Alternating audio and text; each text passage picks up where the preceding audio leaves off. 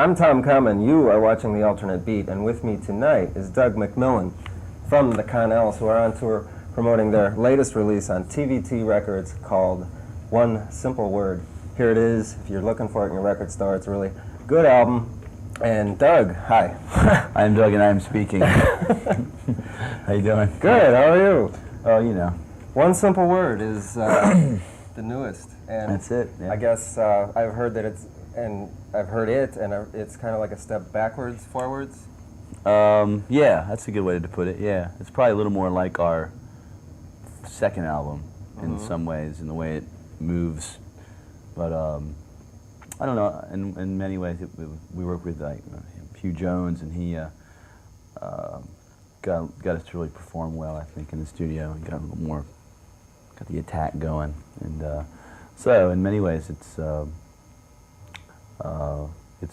just good for us to finally feel comfortable in the studio and play well in there. Now, what do you mean the attack? Now, you're talking like more of a raw live sound. What's going on? Yeah, well, pretty much. I'll get that. Pretty much the idea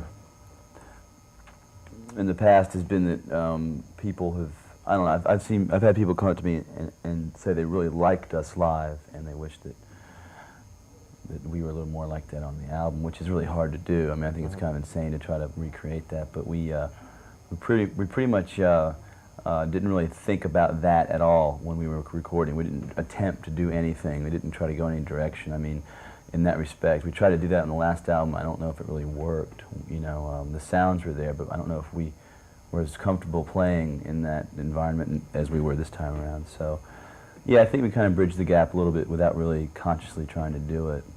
And Hugh Jones, the producer, has worked with Echo and the Bunnymen, Delamitri, et al. And how was your relationship with Hugh? That was great.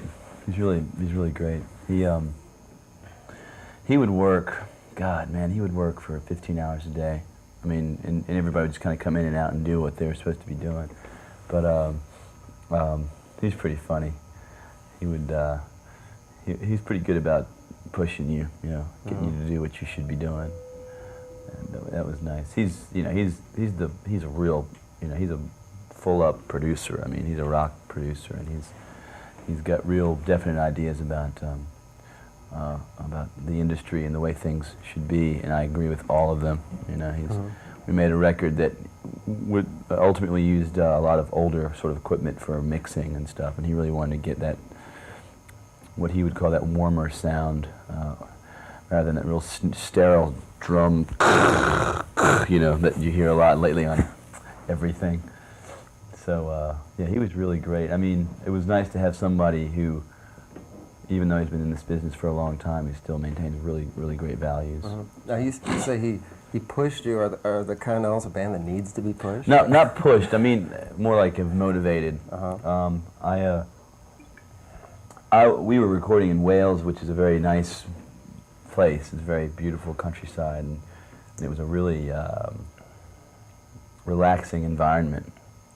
And by the time I got around to having to sing my first vocal, which was about a week or two, my first, real vocal track, I had been so acclimated to the surroundings that I was just fishing and just kind of like, I was so relaxed that I walked in and started singing, and I was singing all right, but he wanted me to like really kind of perform more, which is hard to do in the studio because you're just nobody there, it's not like performing in front of a bunch of people. You're performing for your bandmates. Not even, I mean, they were gone, they were out doing what, they weren't having to work, so they were out doing what they wanted to do, so it's like you're performing for a microphone and a mesh stocking thing that goes in front of it, And he helped me get in the right frame of mind. That was it. After one vocal track, I was all set. So show me something that you performed for that mesh thing. I mean, what do you mean? Oh, yeah. Well, you know what I'm talking about? Yeah, I know what I'm talking. Remember We Are the World? Yes. They actually have those things. Yeah. So I was like, I did a little dance. I did a lot of great dance steps for the mesh stocking mesh piece. Will we see any of those at the concert tonight? Yes.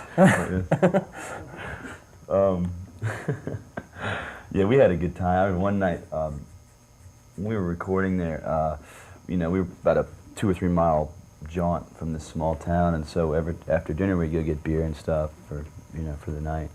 And the guy who was the engineer said, "Man, you guys just need to get a keg because you're wasting your money with every night buying beer." So we got a keg of this Welsh ale, which is just so strong. And one night I thought, do they drink it warm there? it's not really warm. It's sort of room temperature. It's really not bad at all like that. It tastes pretty good. I think it might ruin it if it's cold. But we had this keg, and one night George was singing and doing stuff, and I thought, well, I'll just wait around and have a beer and see what happens. And as the night went on, I thought to myself, well, it looks like I have the night off. So I continued to drink beer. And about 1:30 in the morning, Hugh came in and said, "Okay, let's go." And he wanted me to sing. And I was like, well, I'm not sure if I can sing right now. By that point, I'd had a few of those pints. But I'll tell you what, I went in and it was really, I realized I sang, I didn't sound drunk, and it was really fun and loose. We had a good time. Now, years and years of that, though, might make you sound like Tom Waits. Or oh, yeah, which wouldn't be bad, but no, just that one night, he just said, well, let's see what you can do, and it just happened to be a perfect sort of medium between, balancing out any of the tension and everything that you end up creating.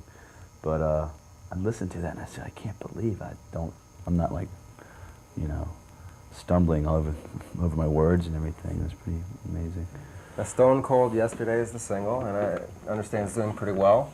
Yeah, that's what I hear. That's what they tell me. Now, do you find that after a few records, you're getting more of a audience in certain parts of the country? And I mean, do you have a following that is more like nationwide, or do you find certain parts of the country that they're really into you? It seems to be broadening a little bit. I can only tell from going from town to town. We were in Columbus, Ohio last night, and there was a lot more people there than the last time we had played.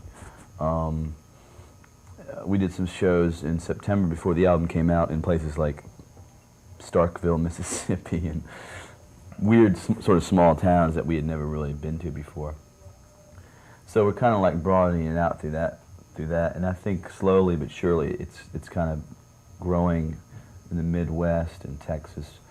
The West Coast is still sort of a new frontier for us, especially the Northwest, because we've only been there about twice. And it's pretty simple. I mean, I found that just if you continue to go to these places, eventually it seems to work out that more people will show up. But you're going international now. You're going to Canada. Yeah, tomorrow. Yeah, cool. Yeah, I'm excited. Hope they let me in. Troy, come on in. Yes, Troy, by the way. Doug has Troy changed his name to Troy for all of you who... From Canada. A. So, you were on the show once before, back in the Fun and Games days. Down by the river. Down by the river, on the Cuyahoga River, and we were talking about the horrors of the tour in the RV and dumping your excrement in the park. Well, we have a new rule. Yeah, what's the new rule? Well, we have a bus. Oh, you're the gonna rock ask and roll me. bus, right? We got a rock bus. And it is very rock. It has bunks and VCRs, and Peel brought his Nintendo.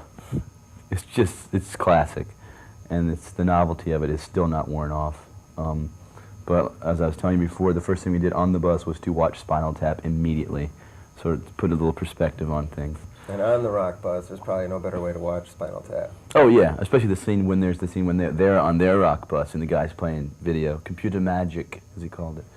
But there's a $100 fine if you go to the bathroom number 2 on the bus. That's what the bus driver said. He goes, $100 fine, so don't do it. And we already learned our lesson, as you well know.